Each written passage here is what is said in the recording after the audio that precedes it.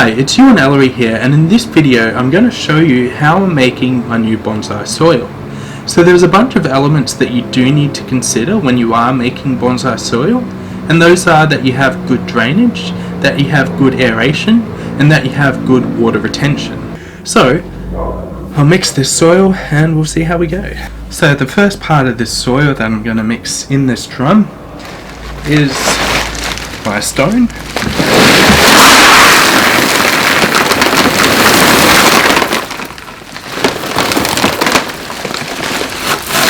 Alright, so I've poured my volcanic rock so far. So as you can see, that is very light. Some of those larger particles, such as this massive piece here, I'll probably take out and use for something else later on. But there's my base product, and it gives a lot of good aeration and drainage in the soil. So the next thing that I'm going to do is put in my fired clay. So for my fired clay, what I do have here is, well, it's a branded product, but it's your basic Akadama. So while I got my stone from Bunnings, and that was only, I think that bag of stone only cost me like $6 to $8, so super cheap. Akadama is a little bit more difficult to find, and generally sold for quite a lot more because it is a typical bonsai kind of soil mix. So it's a little bit more expensive, but there are a lot of cheaper options that you can go with. A lot of kitty litter actually is fired clay, so if you find a really good brand of kitty litter, you can actually use that as a really cheap and easily available mix for your bonsai soil. Problem being with that is that it will break down, or it can break down pretty quickly, so you need to make sure that the type of kitty litter that you are using is a good kind. You can probably have a look at whatever type of kitty litter you are looking at. You can probably look it up online just to see if it has been used as bonsai soil before and whether it works. But that's a potential substitute for your Akadama.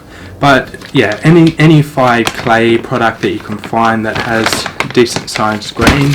Now I'm mixing this in with my larger grain there, and this Akadama is actually quite fine in terms of the grain size, so this will really work well mixed in with this larger grain stone to really kind of fill in those gaps a little bit more, not have the air pockets too large, and still have a lot of good water retention and drainage.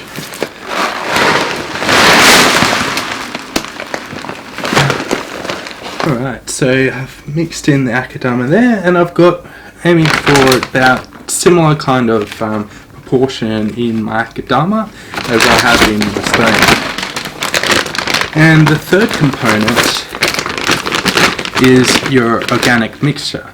So there's a bunch of different things you can use. Previously I've used again a really cheap kind of pine bark, just your standard potting mix from Bunnings that had a lot of fine pine particles in it. So I used that, and that was quite good. Don't have that available at this stage, but I did get this fine bark particles online.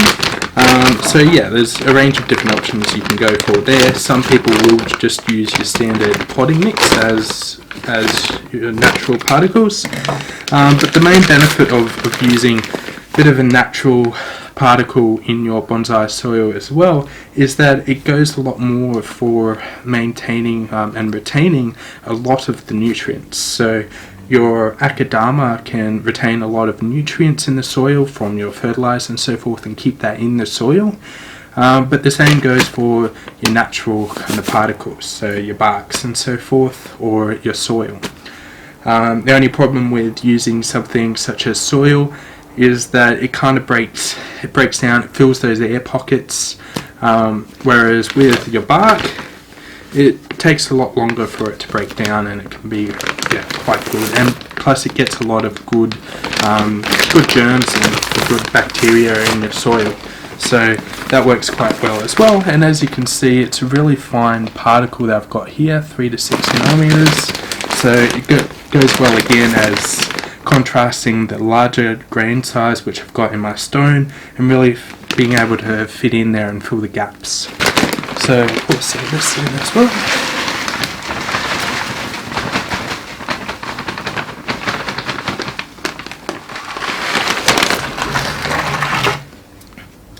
So now I've got everything in my tub of soil, and now I just need to mix it in. So you will notice that some people, when they're creating their bonsai soil, they will really focus on straining out a lot of your finer particles from your soil. So whether that's your akadama or your stone or what have you, but I haven't bothered in this, mostly because there aren't really a lot of fine particles. Definitely in the bark, there's not really any fine particles. Probably the main thing with fine particles in it would be the akadama.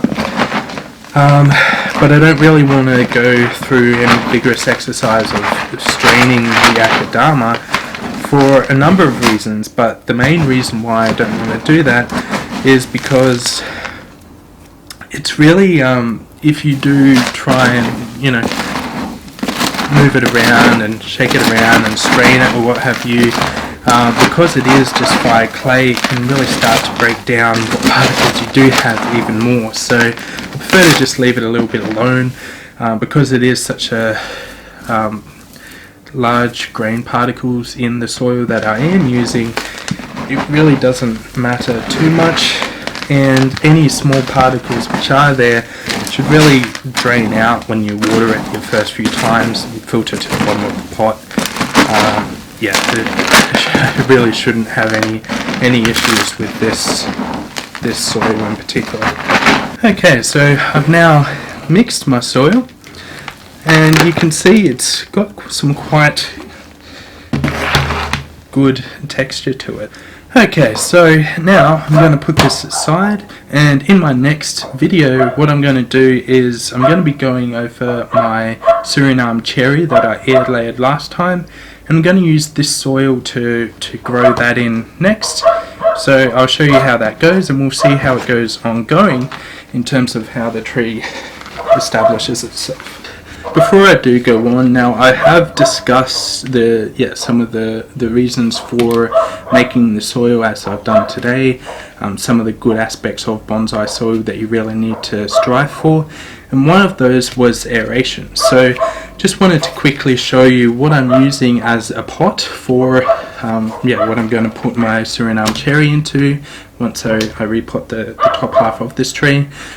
And that is this basket which I found. Now, the reason why I'm going for this basket in particular, which I've drilled a hole in the bottom of, is because you can pick these up for, in this case, $3.99 from local little Asian store thingo.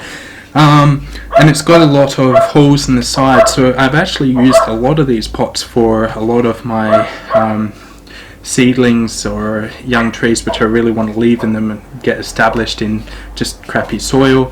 I won't use crappy soil for my Suriname cherry, but the reason why I use it is because it's got all those holes in it, so it lets the water drain out the sides in part, but that's not essentially what it's there for. It's there for mainly twofold purposes. One of those purposes is the fact that it actually lets air in. So instead of having just your hole at the bottom where you've got air that goes into those little air pockets in the soil and the top, you've actually got all along the side, you've got access for air to get in there. So it really allows that air to get in there to help feed those roots and let the roots breathe. The other aspect is that it also allows you to have root pruning. Air pruning, for your roots. So in a normal pot, such as what I've got my Suriname cherry in right now, the roots will grow, they'll hit the side, and then what will happen is they'll start just wrapping around, and when you go to repot your tree, you've got a lot of root pruning that you need to do, and a lot of it's just these strings that of the roots that have just coiled around the outside of your pot. Now with a pot like this, what it does, the roots hit the edge of that pot, and once they're exposed to the open air, then that part of the root will stop growing.